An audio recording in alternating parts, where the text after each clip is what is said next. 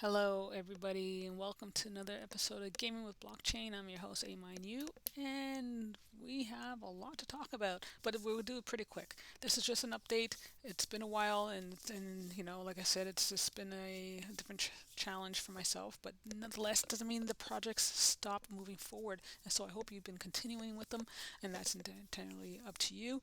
But Upland has been explosive. There's been so much going on, and you can see from the title, it's called Upland's Acceleration. They've been hitting nonstop, one after the other, new features, new updates. Something's being released somewhere, and this is now all to say that that was the whole point, because I remember when we first started, it was a challenge for a lot of new players because they were feeling that the project was taking too long. There was not enough to do, things weren't happening, and as much as we try to emphasize, like, anything takes time. When you're building something like this, it's going to take time. This is nothing was built today. If you look at any big business, any big entity around, it doesn't matter what they're doing to build their mass attraction, to build their whole ecosystem. Um, it took a few years to do so. So Upland's no exception to the rule. But now, it's nonstop. If you're not logging in and you're not paying attention, there's things that you will definitely miss. And you will have to go, okay, where have I been? And if you haven't been in Upland for a while, and there's no harm in doing that. Sometimes you just gotta take a break. You gotta walk away. You know the risk of doing so, then you do that. It's just part of the process. And on that note, when we were talking about risk and everything, I'm just going to throw in that disclaimer right here and just remind everybody it's just not something that we, you know, disclose and say this is, surefire thing. It's not financial advice, and just definitely go about and do your research and investigate the projects thoroughly, despite even what we say here. Okay. All right. So what's on to it? We're going to be talking about a few things. So right now, what you're looking at is some of the new things that are happening in Upland, which is now they're trying to build beyond just their stock items and bring things a little bit more with some characteristics or some unique styles. So to release unique structures for a few cities: Nashville, Dallas, and Tokyo, and I believe Queens as well. So you had a certain amount of window, a certain time to get them started. They'll take as long as they need to take, but you had a certain amount to get them started. They're released for a short period, and then you can build them on the properties within the relative city. So that's one of the good things that they're bringing on board, to try to remove that kind of stark and static look in terms of all the properties looking the same, everything's looking the same, and bring in some variables and differentials in place. So that's one of the things. Again, that was an announcement. That was something that was been put in place, and if you weren't paying attention, then okay, good luck. So next thing has been said as well is all the developers and layer twos that are coming in. They've built their page right now, so you can always follow up with it, look more into the information, and see what's going on. I definitely recommend it. Some of these tools are really, really great. Tools for Upland has been fantastic, as well as Upland Xland, UpXland, sorry, and others that are probably not listed here. But again, people were saying that is not much to do, but here you go. You have projects. You want to do a secondary game, Uplandia, United Kingdoms, land battles. Here you go. The options are there. They're coming about. And so, what else do we have? What's coming in? Oh yeah, let's look at what was released. Let's look at the news that was in place. So look at new cities. These new cities that came in, these are starter cities. So Stockton, California, and Trenton, New Jersey. These are for the newer players coming on board. Fantastic option for anyone to kind of feel the project out, feel what Upland's all about.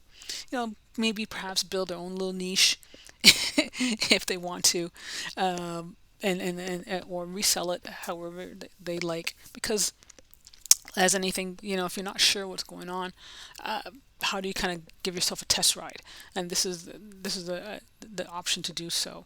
So these were released, about 85% Fair Start Act, and then if you remember, the Fair Start Act is from, or reserved for players that are at 0 to 100K, or I should say 99K, 999 and 99,999. Anything past that, you are no longer eligible for the FSA.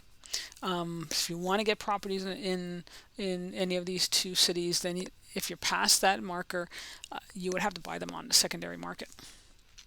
So like I said, it's just a good thing for players that are just not sure, and they're like, okay, I just want something that I can kind of figure out and mold my own way through. Now, as I said, because earlier, there's a lot of players that say, "Oh, I know what else to do." So here's the list. Here's a little snapshot of some of the things you can do in Upland. Take it for what it is. This is a non-exhaustive list. There's other features as well, but right there, from when this game first started, you now have even multitude more options available to you if you so choose to do so. Okay, let's go back a bit more, and we are now rolling through. So we opened up with the new cities that were coming in place. We talked about the queens. Let's talk about seasons. Seasons is an interesting spin on how players can earn more in with their effort, and that was one of the things that's strong essence to blockchain in theory. The more you do in blockchain, the more potential you have to grow your worth. Right? That was always the whole point. It's about being self-managed, self-governed. Here, Upland's doing something like that in some ways, and this is just my perspective. But they're doing it through seasons. So you have to have a seasons pass. That's the only way that you can really gain from this. So they're gonna have seasons that are released, season passes that are released throughout the year, the calendar year.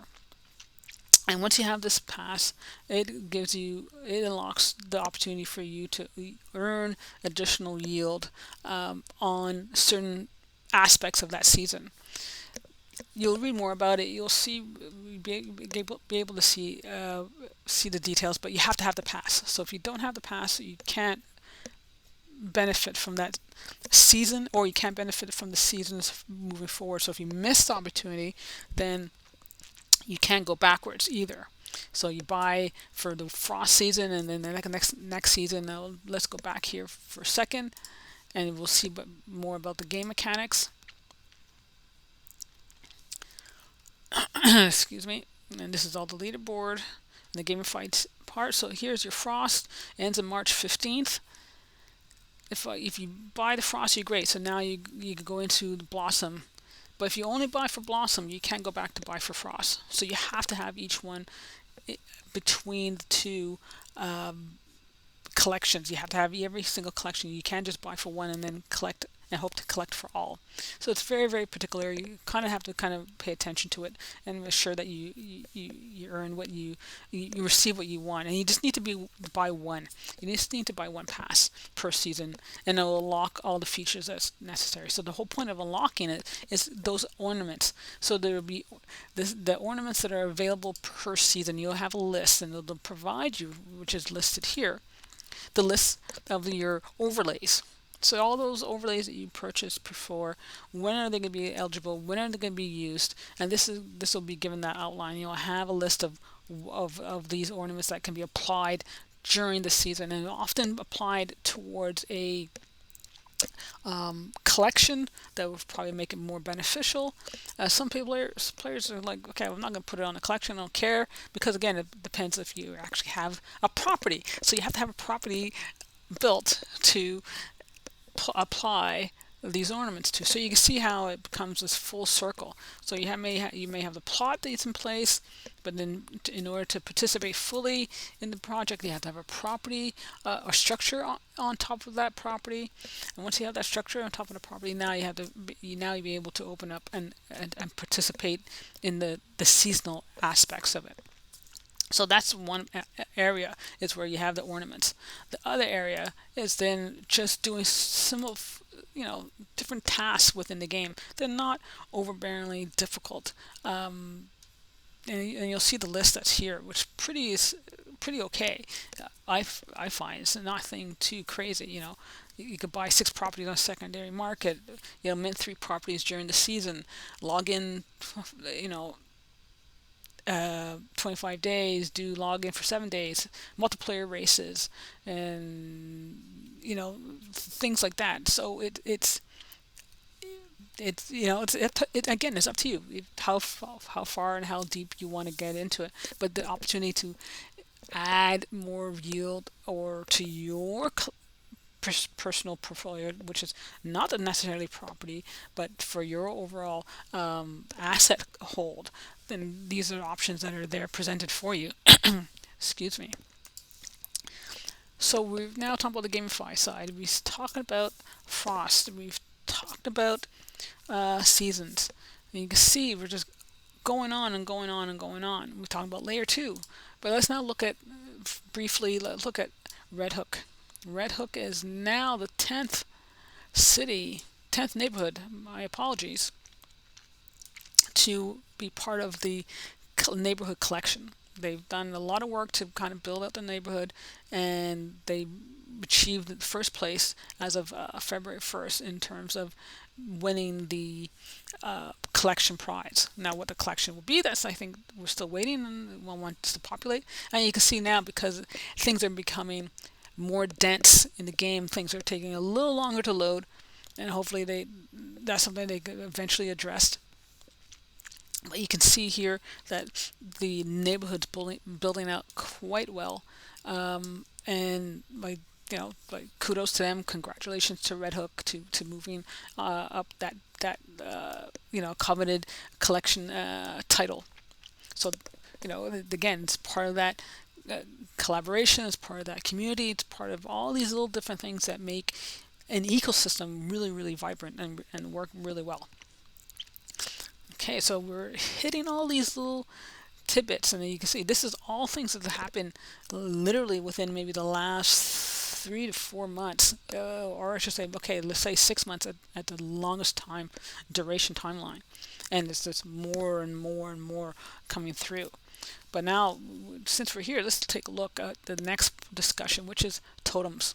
These little guys here, I can tell you, was met with somewhat bittersweet.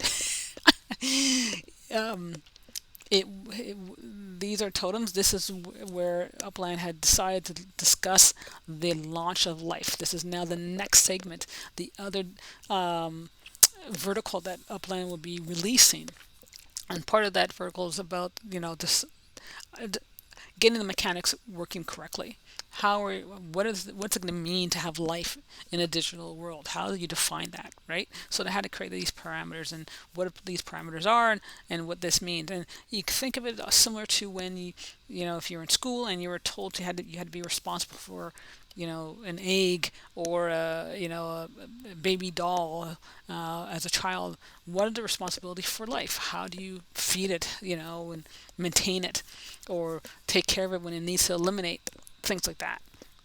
So how do you translate that into a digital realm?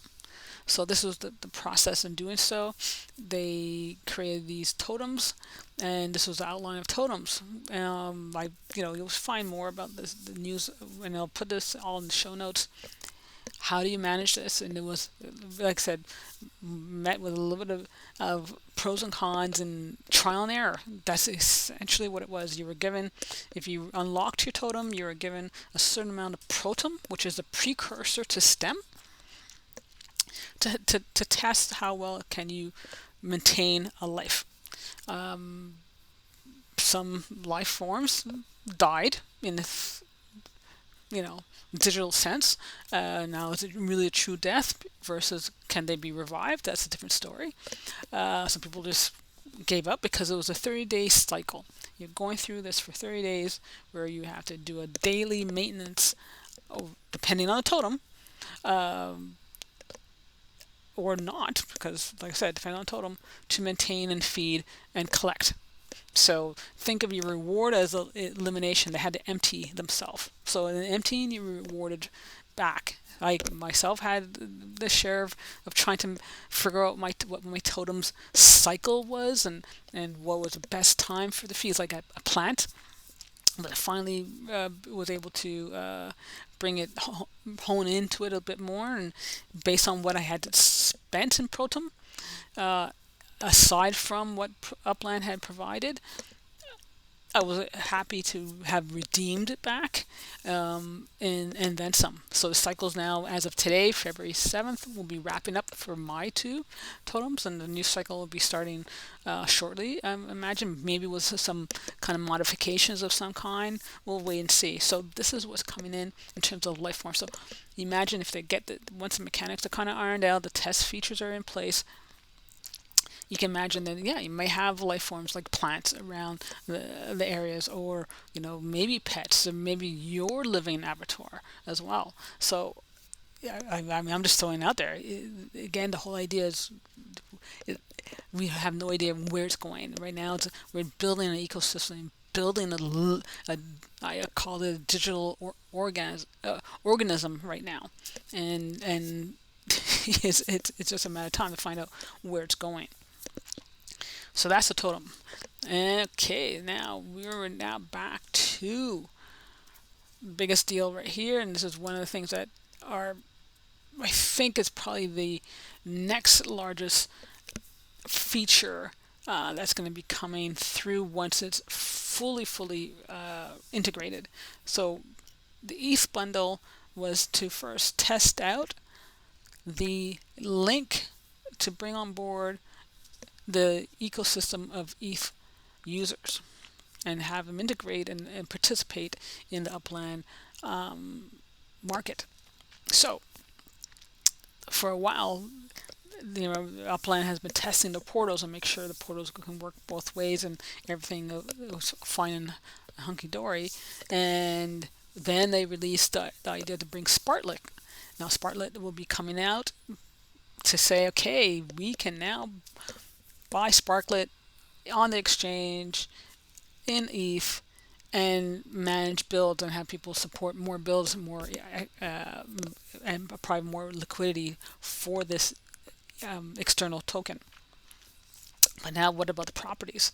How do you bring ETH to the world of Upland? And so they created the ETH bundle. So if you bought with ETH, and you were able to, and I'll show it here. Oh, and one thing, sorry, one thing I forgot to mention about totems. When if you had a totem and you wanted to, and you say you did the mistake in buy and overspending in your totem by chance, and which some players have done. Thankfully, that you can still buy Protum in the store. So what's good is that you receive some UpX for your Protum, and yeah, you can see what your balance is right now, so that if you kind of messed up, all right, let me kind of refill the stash that I have there. In terms of the ETH, and which is now no longer in place, oh no, there you go, yes it is. You now can buy with 1 ETH, you get 4 unique properties plus 2.2 Spark. So what it means is that you have to have your MetaMask wallet open, right? And which was already shown to you, and you can always go back to it, and you go through there and you add your MetaMask. Assuming you have your MetaMask already installed and it's ready to go, you go to the portal, you connect your MetaMask, and then with your MetaMask now you can buy ETH, and then you'll be getting a property in Beverly Hills. So Beverly Hills has been opened. It was opened last week, and people were buying out Beverly Hills. Now, again, I didn't do it. I didn't buy the price point, so I have no assets there. But it doesn't mean that you don't have to and you don't want to. So I can kind of zoom in and get to that location as quickly. Let's see if I kind of refresh it. It helps it come in.